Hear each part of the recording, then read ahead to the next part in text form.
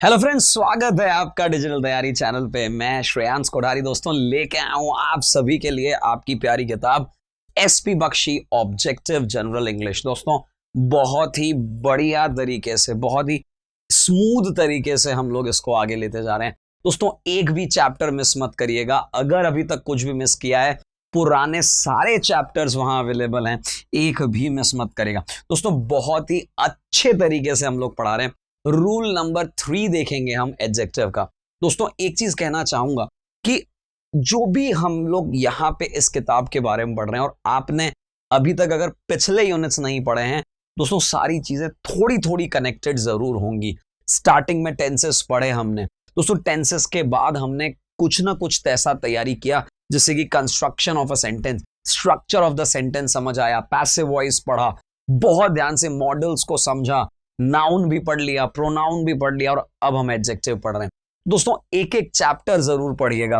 आज हम पढ़ेंगे दोस्तों एडजेक्टिव का रूल नंबर 3। बहुत ही आराम से, बहुत ही ध्यान से देखेगा। दोस्तों क्या कहना चाह रहा है रूल नंबर 3 देखेगा।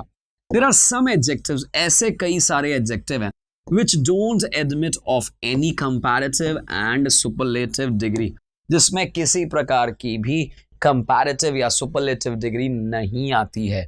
Such adjective denote absolute position. इनको हम absolute position कहते हैं। absolute position का मीनिंग समझिएगा। absolute position का मतलब है किसी प्रकार का कोई कंपैरिजन, कोई सुपरलेटिव कुछ नहीं हो सकता है।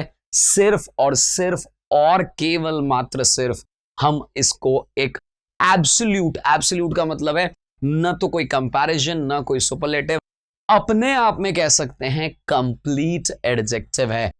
किसी प्रकार का कोई कंपैरिजन की आवश्यकता नहीं है।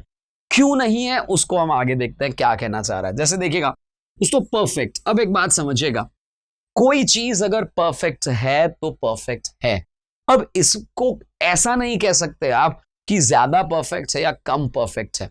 अगर वो परफेक्ट है तो परफेक्ट है। एक और वर्ड लेते हैं, जैसे फॉर एग्जांपल कंप्लीट। दोस्तों काम मेरा कंप्लीट हो गया है, दैट मींस कंप्लीट हो गया है। ऐसा नहीं कह सकते कि राम का काम मोहन से ज्यादा कंप्लीट है। ऐसा क्यों नहीं कह सकते? ऐसा इसलिए नहीं कह सकते कि अगर राम का काम कंप्लीट है, मोहन का काम कंप्लीट है तो कंप्लीट है। अब आप सोच रहे होंगे कि राम ने मोहन से ज्यादा काम किया है तो फिर मोहन ने कंप्लीट ही नहीं किया है। क्या ये बात को समझ रहे हैं आप लोग? मतलब मैं इतना सा कहना चाहूंगा, इसको ऐसे समझें कि भैया ये एक ग्लास है, ये भी एक ग्लास है, और दोस्तों एक बात समझिएगा, ये आपकी फुल है और ये आपकी मान लो यहां पे है फुल, हाफ कुछ भी कह दो, यहां तक ही है। समझिएगा मेरी बात को, जो मैं कहना चाह रहा हूं कि हम ये नहीं कह सकते ए बी से ज्यादा फुल है, ऐसा नहीं कह सकते। ऐसा क्यों नहीं कह सकते समझिएगा आप, बहुत जरूरी है इस बात को समझना, क्योंकि ए फुल है, बी तो फुल ही नहीं है। जब ये फुल ही नहीं है तो ये ज्यादा फुल कैसे होगी, जरा सोचिएगा। और मान लीजिए हमारे पास एक सी भी है, सी भी है और ये भी फुल है। अब बताइए जरा, सी ज्यादा फुल है या ए?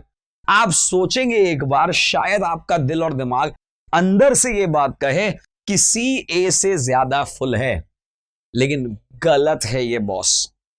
सी भी फुल है और ए भी फुल है, दोनों ही फुल हैं।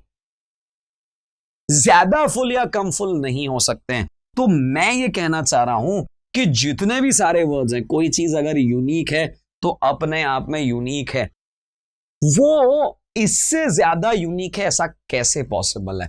Unique is unique, more unique, uniquer, uniquest not possible. ठीक उसी प्रकार से कोई चीज आइडियल है, आदर्श है तो आदर्श है। चीफ, यूनिवर्सल, एक्सट्रीम, एंटायर यानी complete, excellent, absolute, impossible, eternal, supreme, half, Indian, total, ऐसे कई सारे वर्ड्स हैं जो आपको ध्यान रखना है कि ये एकदम से एब्सोल्यूट पोजीशंस हैं, इनकी ज्यादा या कम नहीं हो सकता। एग्जाम्पल देखिएगा, समझ में आएगा। I have never seen a more complete book on general studies. How is it possible? अगर कोई चीज कंप्लीट है तो कंप्लीट है। कंप्लीट से ज्यादा कंप्लीट क्या होगा? जब वो कंप्लीट ही हो चुका है। अगर कंप्लीट से ज्यादा कंप्लीट कुछ होगा, मेरी बात को सुनिएगा, अगर कंप्लीट से ज्यादा कुछ कंप्लीट होगा तो वो पहले फिर कंप्लीट था ही नहीं। क्या ये बात समझ आ रही है आप लोगों को जो मैं कहना चाह रहा हूं? एक एक बात को मेरी समझिएगा दोस्तों, बहुत अच्छे से कोशिश कर रहा हूं यहां क्लियर करने की। Happiness is the chiefest aim boss. Chief aim मुख्य है, सबसे मुख्य ऐसा कुछ नहीं होता है। Chief aim of the mankind, use chief. How can divided India become the supreme power? How is the most supreme? कोई चीज अगर टॉप पे है, सुप्रीम है, तो वो सुप्रीम है। ज्यादा सुप्रीम कम सुप्रीम नहीं होती है। इट इज सुप्रीम और नॉट सुप्रीम, दैट्स इट। बहुत सिंपल भाषा में कोशिश किया है समझाने का। दोस्तों एक नियम और देखेंगे, रूल नंबर 4। ये भी बहुत इंपॉर्टेंट है, rule number 4। Comparative adjective such as, यानी इसने शुरुआत में ही बता दिया, बात को समझेगा मेरी, इसने शुरुआत में स्टार्टिंग में ही बता दिया है कि all the following words are comparative degree words. मेरी बात को कान खोल के सुनिएगा। जितने वर्ड्स हम अभी डिस्कस करने वाले हैं, जितने शब्द आपके सामने आने वाले हैं, वो सारे के सारे शब्द क्या हैं? वो सारे के सारे शब्द अपने आप में कंपैरेटिव डिग्री है। वापस सुनिए मेरी बात को, अपने आप में कंपैरेटिव डिग्री हैं। जैसे prior, junior, senior, superior, inferior, prefer, preferable, Elder. ये कुछ ऐसे वर्ड्स हैं जो अपने आप में कंपैरेटिव डिग्री वर्ड्स हैं। क्या ये बात समझ आ रही है? यानी अपने आप से ही फर्स्ट डिग्री छोड़ देते हैं, सेकंड डिग्री यानी कंपैरेटिव डिग्री है। और इनमें ध्यान क्या रखना है? Are followed by to instead of than. Very very important, exam point of view से बहुत ज्यादा महत्वपूर्ण है।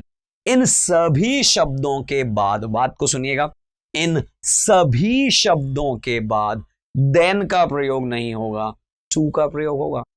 इन वर्ड्स के साथ देन नहीं लगाना है। कौन कौन से वर्ड्स हैं? Prior, junior, senior, superior, inferior, prefer, preferable, Elder, etcetera. Now are they used in comparative, nor are they used in comparative degree. Nor are they used in comparative degree का मतलब समझिएगा ये क्या कह रहा है। इनसे ज्यादा, अब जो कि चूंकि ये स्वयं कंपैरेटिव में है, और ज्यादा कंपैरेटिव कैसे बनाओगे? एल्डर बोल दिया आपने, तो एल्डर अपने आप में कंपैरेटिव है। मोर एल्डर गलती से भी मत लगा देना, ऐसा ये लाइन कहनी चाह रहा है। जूनियर बोल दिया किसी को, तो अब मोर जूनियर नहीं लगाया जा सकता है, ऐसा ये लाइन कहना चाह रहा है। एग्जाम्पल देखते हैं। He is senior to me in service. ध्यान से देखिए, रूल बहुत सिंपल सा है, इसने यही लिखा होगा, to in place of than. He is, वह सीनियर है मुझसे इन सर्विस में। Lemon juice is preferable to T.